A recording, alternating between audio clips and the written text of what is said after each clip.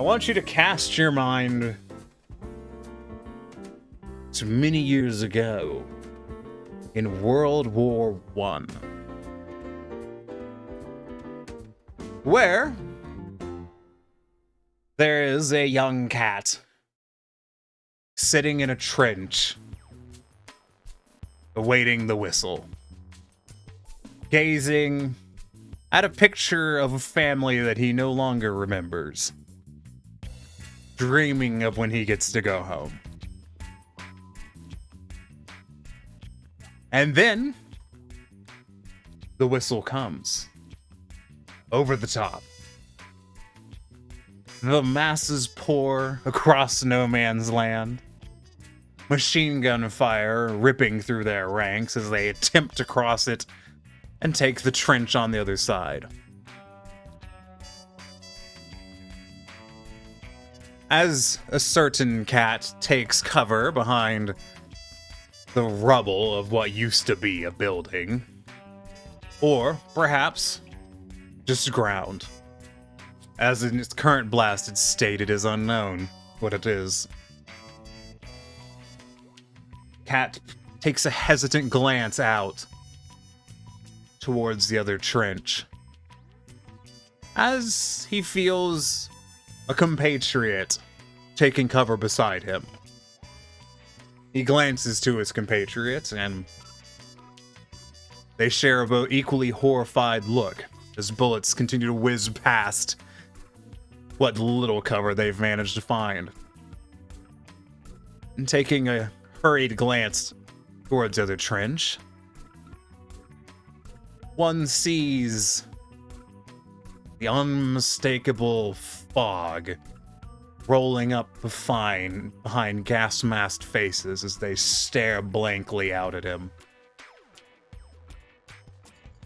In a hurried panic, the cat reaches for his mask, only to find himself grasping at empty air. As he turns to look horrified, he sees his compatriot, mask in hand, hurriedly putting it onto his face. His mask, as it turns out, stolen from his belt only a moment before, as they had both seen what was coming across the battlefield.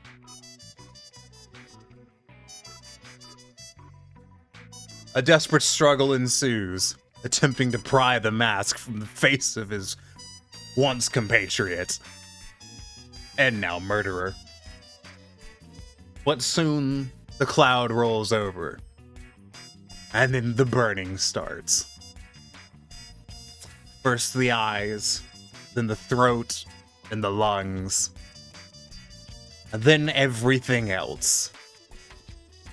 And the cat collapses onto the ground, writhing in agony, blood oozing from every orifice, and consciousness slips away.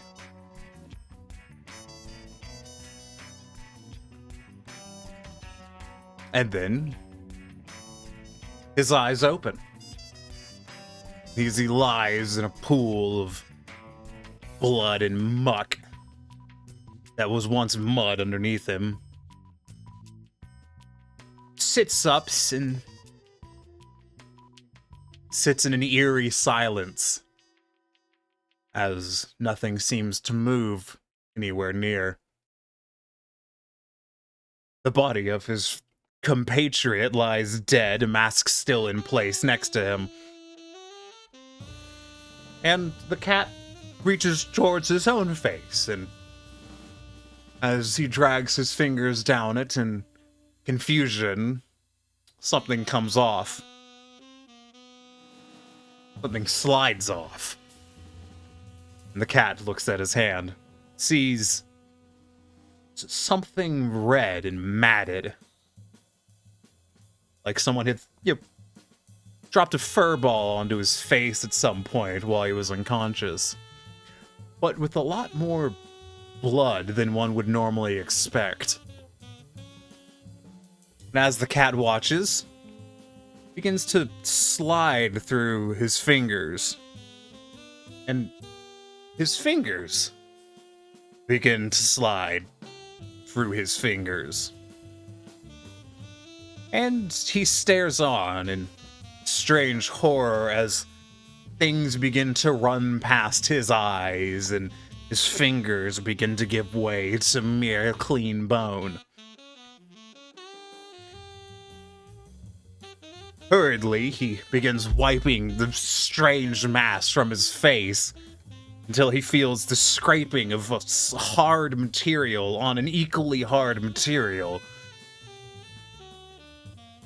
And then his fingers find a strange hole, completely empty, and he opens his eyes, and all he sees is his own finger shoved entirely through whatever appears to now be the source of his vision, as his eyeballs begin to slough out of the socket as well. For what seems like an eternity, the cat sits there, disintegrating onto the ground, until it finally stops, and the cat ponders what just happened and why, but more importantly, where, and how, why, what is this cat doing here, and how long has this cat been there, and who is this cat, and what's wrong with its face? It's confident it's supposed to have one, but it appears to be now currently on the floor next to it, well, the ground next to it. Looking around, the cat sees no other faces lying into the mush on the ground, although there is the dead person next to him. He lifts the mask of the person wearing identical clothing and sees just a mass of blood and fur, and just kind of puts the mask back, as there does not seem to be any concern of the cats. Unhurriedly, the cat decides it's probably best to go find somewhere else to be for a while, and stands up. From behind him, he hears a strange commotion from some language that he does not know or remember, for that matter. It hardly seems important at this time. The cat begins to walk across this incredibly dented ground. It seems rather impractical why one would have chosen to take a nap in this particular locale, as it's quite hard to walk across and certain to soil one's clothes. Suddenly a loud series of noises begins behind the cat, something popping and whizzing, but once again accompanied by some strange noises and words that the cat can't make out, and once again hardly seems particularly important at this moment. Rather just be somewhere else, somewhere maybe clean, perhaps, as its clothes are filthy, covered in blood and dirt. So the cat begins to walk and finds his way towards a large trench, which appears to be full of many dead cats.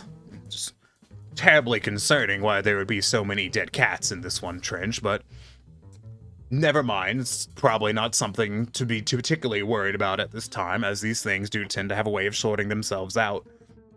So the cat hops down into the trench and begins walking along it. It seems like a well enough route as any other. But everyone appears to be dead.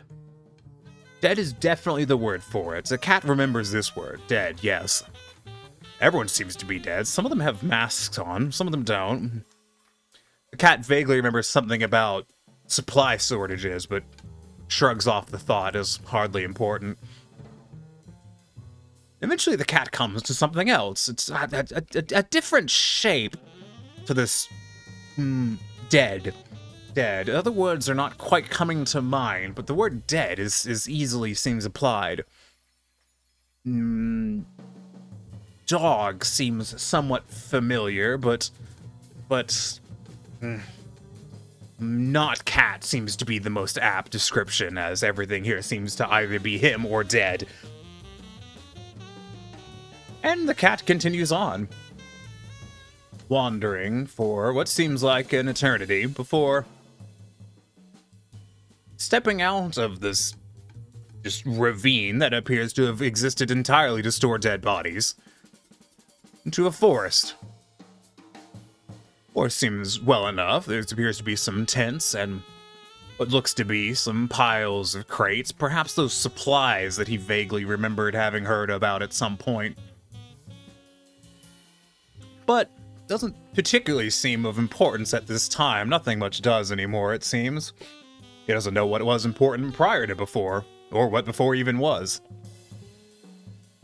But it seems as good a place as any to sit down. There is a few chairs around, unfortunately, some of them occupied by more dead. It seems strange that someone would have set up all of this stuff just so that dead people could lie in it or sit in it.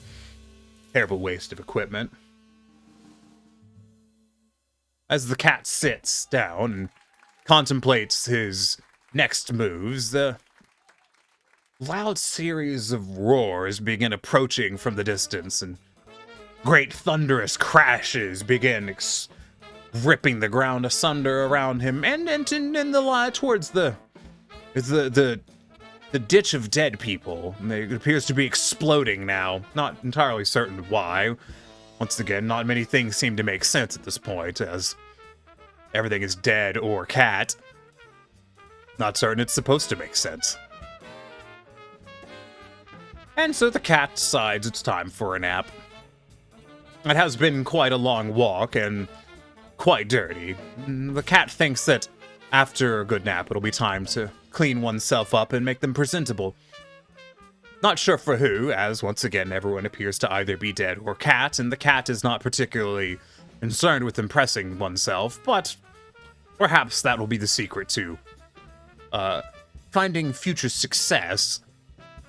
Either way, for now, the cat decides it's time for sleep, and leans back in the chair and closes what appears to be eyes, and gently dozes off.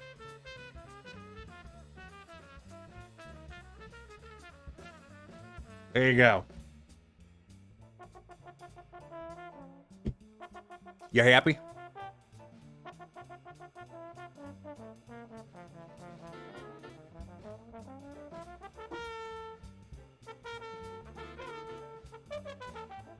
So Tiny is an SCP?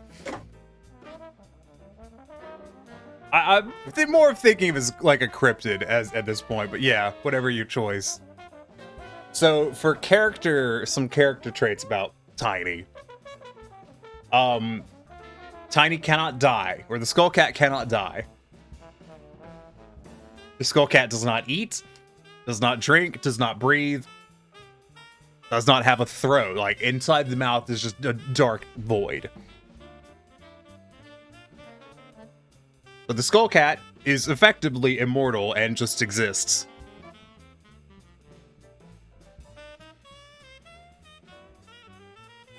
In terms of characterization, admittedly, the cat, Skullcat is probably the closest personality-wise to me of any character I've ever done. I'm not going to go into depth to what that means, but for the most part, that is what he is. But yeah, that is effectively Skullcat's origin story. Now I have to restart the facial tracking again.